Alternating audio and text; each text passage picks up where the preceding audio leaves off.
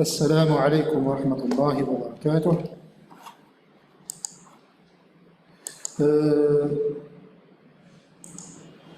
Dans cette partie, on va voir, dans ce paragraphe du chapitre, on va voir les principaux types de représentation graphique. Pour la représentation graphique, on distingue trois cas. Le cas où la distribution est quantitative discrète, le cas où elle est quantitative groupée et le cas où elle est qualitative. Commençons par rappeler c'est quoi une distribution statistique quantitative discrète. Soit X, un caractère statistique, une caractéristique qui est observée sur une population de n individus, c'est-à-dire l'individu numéro 1, l'individu numéro 2, jusqu'au individu numéro n, grand N. Le grand N est le nombre d'individus. On obtient les observations suivantes, grand x1, grand x2, grand xn, où xi désigne la valeur du caractère x observé sur le im individu. Les modalités ou les valeurs possibles de x sont x1, x2 jusqu'à xp. Juste pour simplifier, c'est-à-dire on prend un exemple pour la valeur de p, on prend la valeur 4. La distribution quantitative discrète de x est donnée par le tableau suivant, c'est-à-dire la distribution du caractère x quantitative discrète consiste à donner pour chacune des modalités son effectif ou sa fréquence. Ici, N1, c'est le nombre d'observations qui prennent la valeur xi pour grand x. Le N2, c'est le nombre d'observations qui prennent la valeur x2 pour le caractère x. En termes de fréquence, au lieu de prendre les nombres, on prend les proportions, c'est-à-dire les taux. Comment obtenir F1? C'est N1 sur grand N. Le tableau suivant, c'est le tableau des effectifs cumulés ou des fréquences et celui des fréquences cumulées. C'est quoi N1 tilde? C'est le nombre d'observations qui sont inférieures ou égales à xi. En ce cas, il est égal à N1. x2, c'est N2 tilde, c'est le nombre d'observations qui sont inférieures ou égales à x2. Ici, on rappelle que les x1, x2 jusqu'à xp sont ordonnés dans un ordre strictement croissant. C'est-à-dire x1 est strictement inférieur à x2, strictement inférieur à xp-1, strictement inférieur à xp. Même chose, ici, le N3 tilde, c'est le nombre d'observations qui sont inférieures ou égales à x3. Comment on obtient le N tilde 3? C'est la somme de ces trois. Celle-là, c'est la somme de celle-là, celle-là, c'est la somme de ces deux, celle-là, c'est la somme des trois, celle-là, c'est la somme des quatre. Le dernier effectif cumulé, toujours égal à grand N. Parce qu'on suppose que x4, c'est la plus grande valeur possible du caractère x. Donc, toutes les observations satisfaites la condition qu'elle soit inférieure ou égale à x4. Ici, au lieu de prendre des nombres, on prend des proportions, c'est-à-dire le rapport des effectifs cumulés sur grand N. Ici, F1 tilde toujours est égal à F1 et la dernière valeur, F4 tilde, elle est égale à 1. Donc, on va voir les principaux types de représentation graphique dans le cas d'une distribution statistique quantitative discrète. Le premier type de... Donc, on va prendre, comme on a dit ici, on va prendre un cas particulier, c'est-à-dire pour simplifier, lorsque P est égal à 4. Donc, ici, c'est quoi? Un diagramme en bâton. C'est une suite de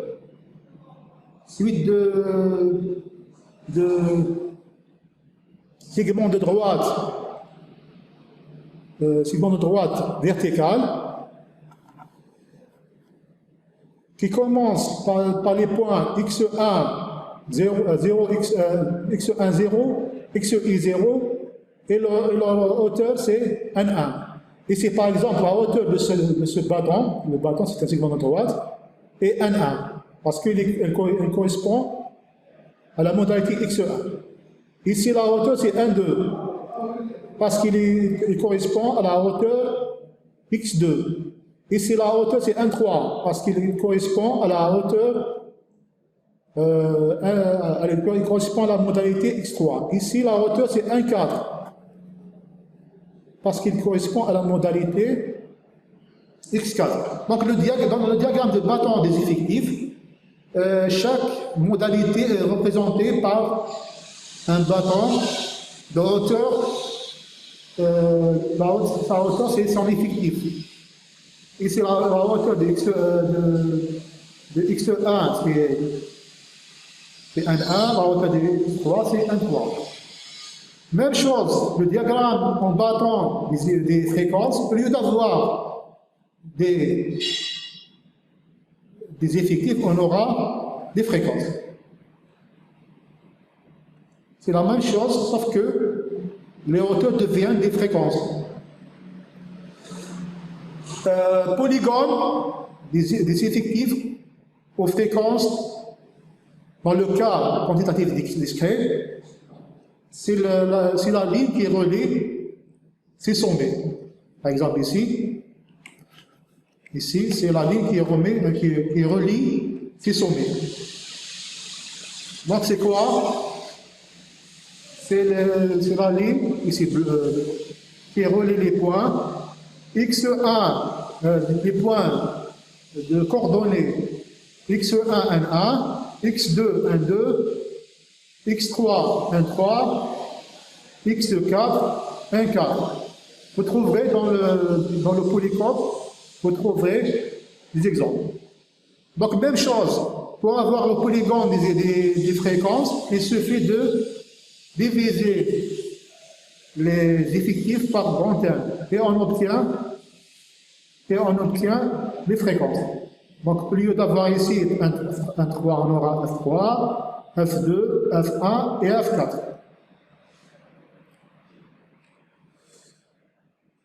Dans le polygone des effectifs cumulés, au lieu d'avoir, même chose pour les fréquences, au lieu d'avoir les x1 en fonction des f1 ou des 1,1, on aura x1 en fonction des 1 tilde,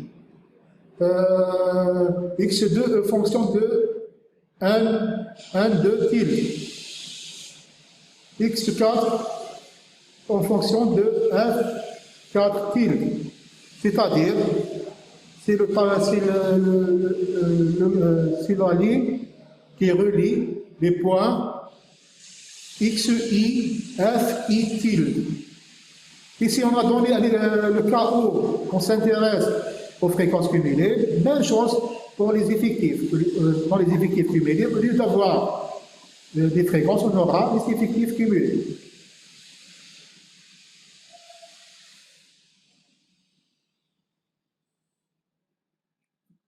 Maintenant, on passe au cas d'une distribution statistique quantitative groupée.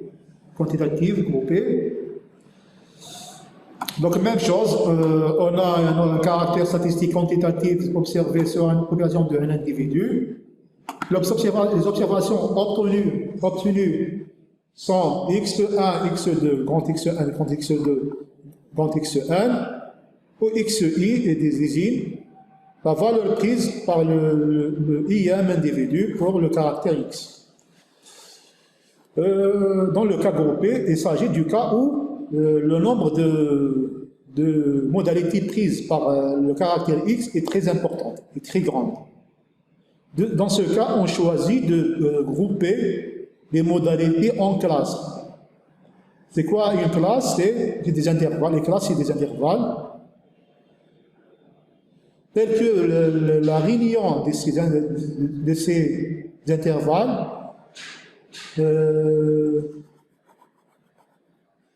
inclut les valeurs observées. Généralement, on prend AI, c'est égal à la plus petite valeur, et AN, AP plus 1, c'est la plus grande valeur. Pour simplifier, on prend le cas où P égale à 3, c'est-à-dire le cas où on a 3 classes, pour simplifier, juste pour simplifier. Donc, on obtient la distribution en effectif et la distribution groupée en fréquence. Ici, c'est quoi un 1?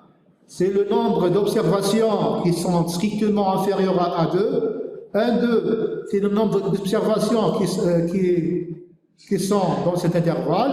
Un 3, le nombre d'observations qui sont dans cet intervalle. Ici, même chose, c'est le nombre d'observations qui sont dans cet intervalle. Les fréquences, c'est au lieu d'avoir des nombres, on aura des proportions. Comment on obtient les proportions? En divisant les effectifs par le nombre d'individus. Les deux tableaux suivants, c'est les tableaux des fréquences, des effectifs et des fréquences cumulées.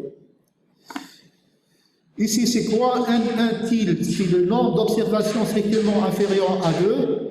Un 2 tilde, c'est le nombre d'observations strictement inférieur à 3. Ici, un 3 tilde, c'est le nombre d'observations inférieur ou égal à 4. Alors, j'ai un inférieur ou égal parce que cet intervalle est fermé. Même chose ici, il suffit de diviser les effectifs pour avoir les proportions qui désignent les fréquences. Comment on obtient ici un tilde? C'est la somme de celui-ci. Un 2 tilde, c'est la somme de ces deux. Un 2 tilde, c'est la somme des trois. On passe au la première représentation graphique dans le cas quantitatif groupé. C'est l'histogramme. Dans l'histogramme, on abscisse les valeurs du caractère et on ordonnait ses hauteurs. Ici, chaque modalité, chaque effectif est représenté par l'aire d'un triangle. Par exemple, ici, un 1, c'est l'aire de ce triangle. Un 2, c'est l'aire de ce triangle. Un 3, c'est l'aire de ce triangle. Ici, la base. Ici, sa distance est A2 moins A1. Cette distance est A3 moins A2. Et cette distance est A4 moins A3. Comme c'est l'aire qui représente les effectifs, comment on obtient les hauteurs? C'est en utilisant la formule que la surface du triangle, l'aire du triangle, c'est la hauteur fois cette longueur. Comment on obtient H1 par exemple? C'est H1 c'est l'aire, H1 c'est la hauteur, H1 fois cette distance égale à l'aire, égale à N1. Donc H1 c'est N1 divisé sur cette différence.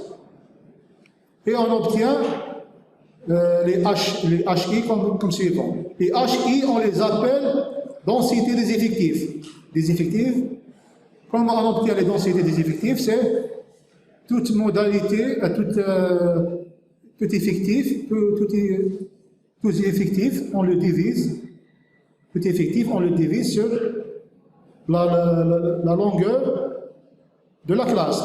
Et on obtient les hauteurs de ces triangles. Ici, c'est l'histogramme des effectifs. L'histogramme des effectifs. Même chose lorsqu'il s'agit l'histogramme des fréquences. Mais au lieu que l'aire des rectangles représentent sont égales au nombre, sont égales aux effectifs. Dans ce cas, l'aire des rectangles seront égales aux fréquences. Par exemple, dans le cas où il s'agit d'histogramme des fréquences, cette hauteur devient, c'est le F1 divisé sur le F1 divisé sur la largeur de l'intervalle.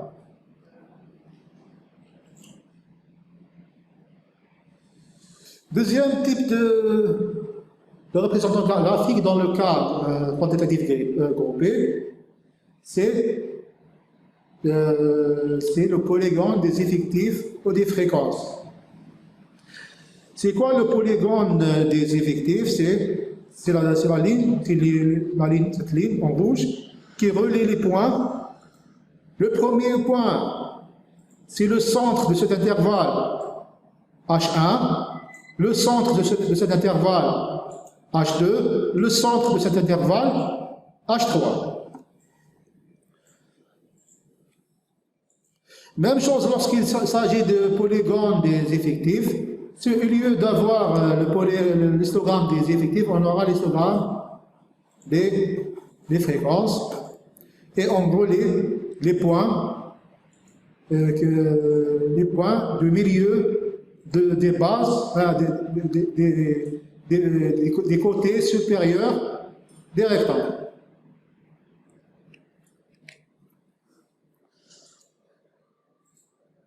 Le polygone des effectifs cumulés au polygone des effectifs à des fréquences cumulées.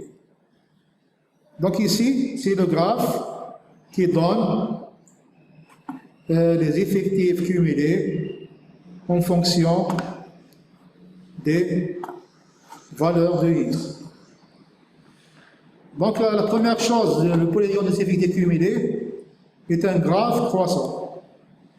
Il dit avant la petite valeur A1 est égale à 0, après la plus grande valeur est égale à grand M.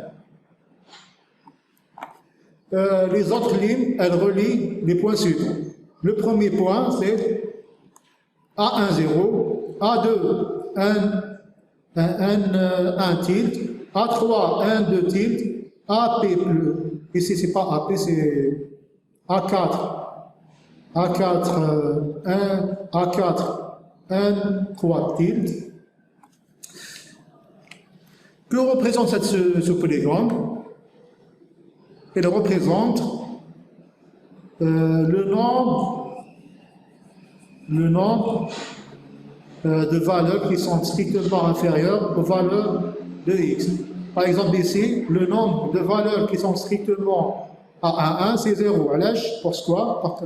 Pourquoi? Parce que A1, c'est la plus petite valeur possible, donc le nombre de valeurs qui sont strictement inférieures à 1, c'est 0.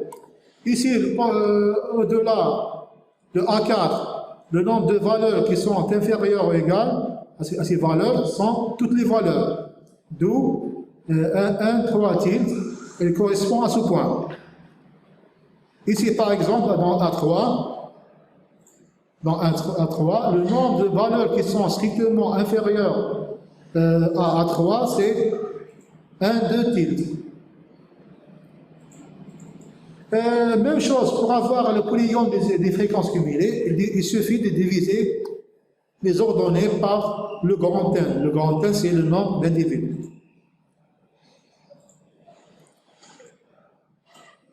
Dans le cas précédent, on considère P égale à 3. Donc ici, on remplace P par 3. Passons au dernier cas.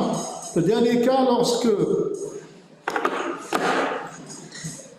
lorsque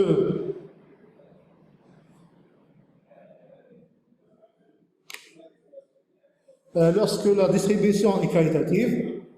Dans ce cas, on a deux types de diagrammes, deux types de représentations qu'on va voir dans ce cours. Diagramme à barre verticale et diagramme à barre horizontale. Il est similaire au cas de diagramme en bâton, sauf que au lieu d'avoir des bâtons, on aura des barres. Par exemple, dans cet exemple, on observe les espèces de 252 fleurs et on obtient 4 modalités possibles: bégogne, glycine blanche, glycine violette et laurier rose. Ici, 70 c'est le nombre de bignoles, 54 c'est le nombre de glycine blanche, 56 c'est le nombre de glycine violette et 72 c'est le nombre de laurier. C'est quoi le diagramme en barre verticale des effectifs? C'est la suite de ces barres.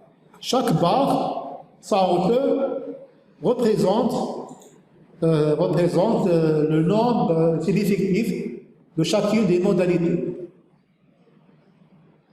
Et dans le cas de barres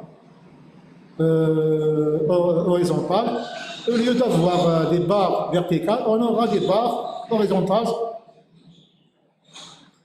On aura des barres horizontales.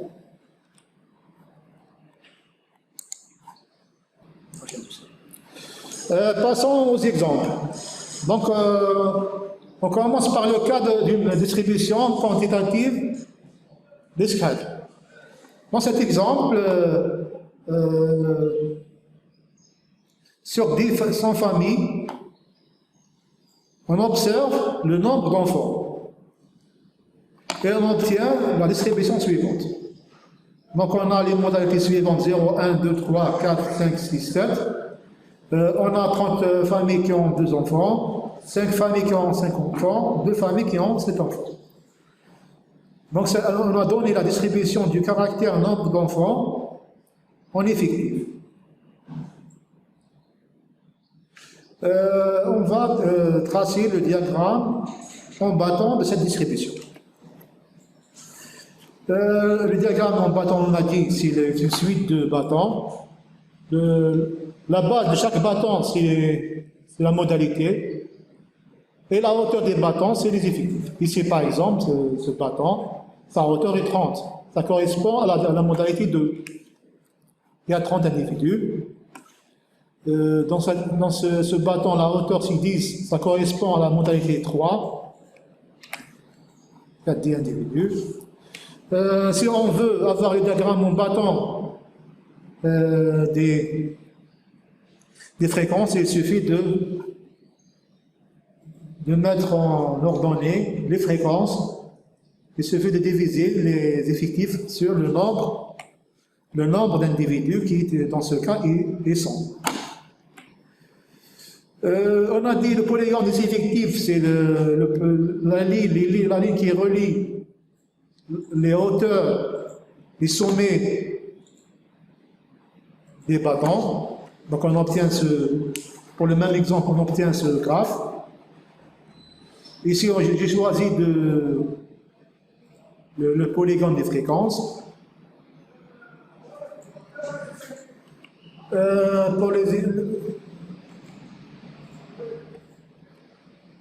Pour le polygone des effectifs cumulés, des fréquences cumulées, c'est, dans le même exemple, au lieu de prendre des effectifs, je prends les effectifs cumulés.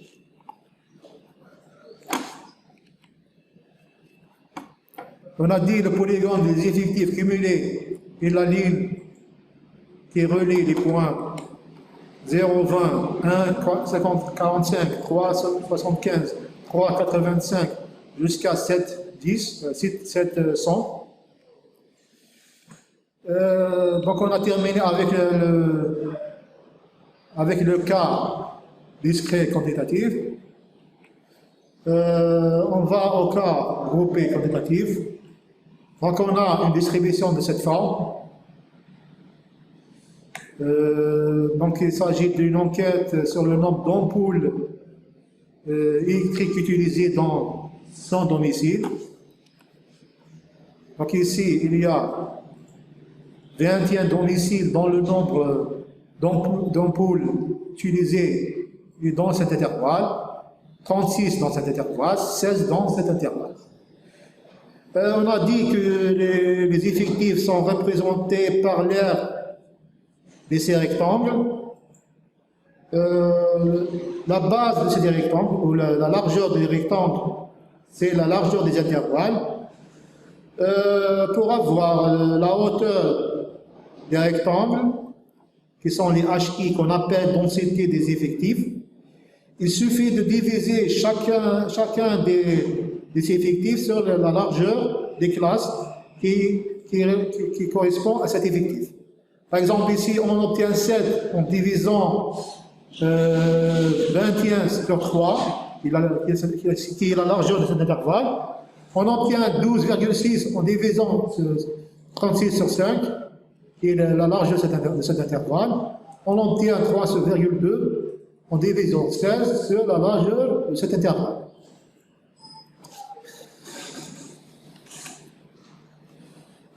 Pour le polygone des effectifs, il suffit de relier les milieux des côtés supérieurs des rectangles de l'histogramme. Donc, c'est le même exemple. Pour le polygone des fréquences cumulées, il suffit de déterminer les points, ces points où passent les lignes. Donc, ces points sont, le premier point, c'est 2, c'est ça, 2, 0. Le deuxième point, c'est 5, 21 sur 100. Le troisième point, c'est 10 sur 80 sur 10. Ici, c'est 15 sur 1. 15,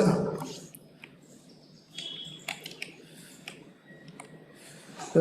Dans la séance prochaine, on va voir les paramètres qui représentent la distribution statistique en termes de variation, en termes de tendance dominante, en termes de moyenne, en termes de